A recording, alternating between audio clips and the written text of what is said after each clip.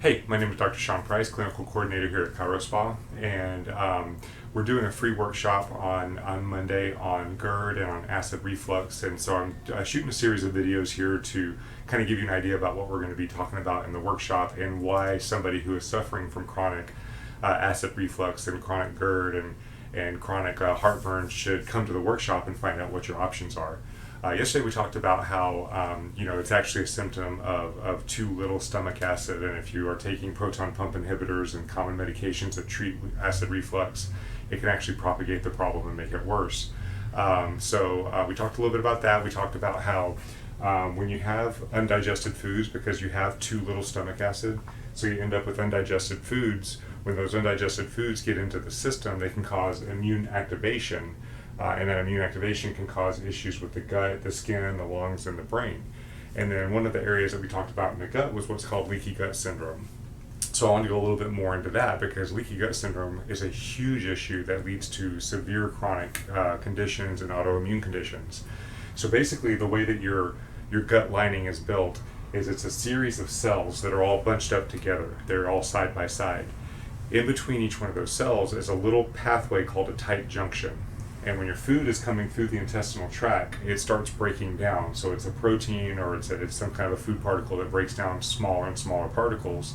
And in a healthy functioning GI tract, it'll get small enough that the body will take that particle and take it through the tight junction, put it into the bloodstream, and then the body will absorb it and assimilate it and use it for energy and for what it's meant to be.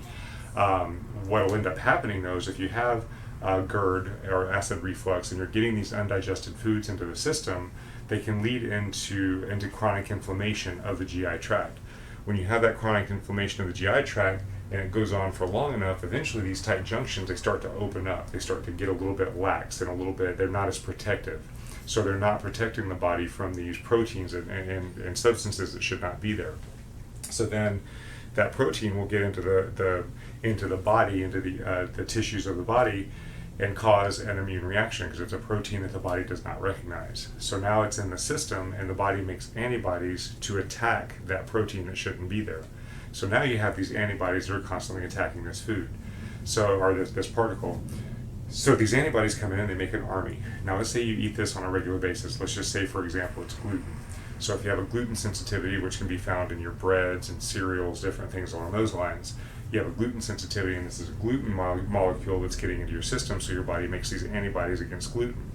Well, gluten antibodies are very well known and very well proven in the literature to morph into antibodies against certain tissues.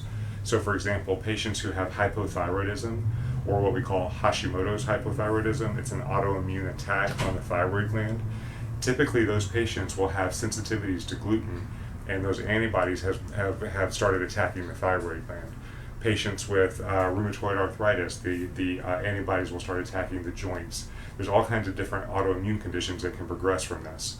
So the point on this is that taking a proton pump inhibitor to control your symptoms of acid reflux may make you feel better, but in the long term it can make things actually get worse. And you've got to address the cause. You've got to address why is that reflux happening in the first place, and then you want to fix it and get the function back without medication, without doing things that are overriding the body's systems. Because anytime you override one of the body's systems, even if it's to make you feel better, downstream you can cause all kinds of problems. Okay, and this is just another example of how a simple issue of chronic heartburn can lead to a chronic issue of leaky gut syndrome, which can actually lead into autoimmune conditions.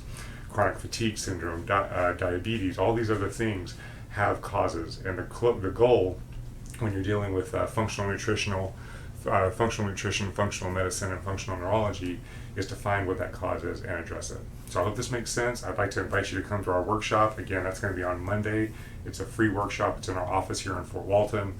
Give us a call at the phone number listed on the video, on the article with the video, and I hope to see you there. Have a great day.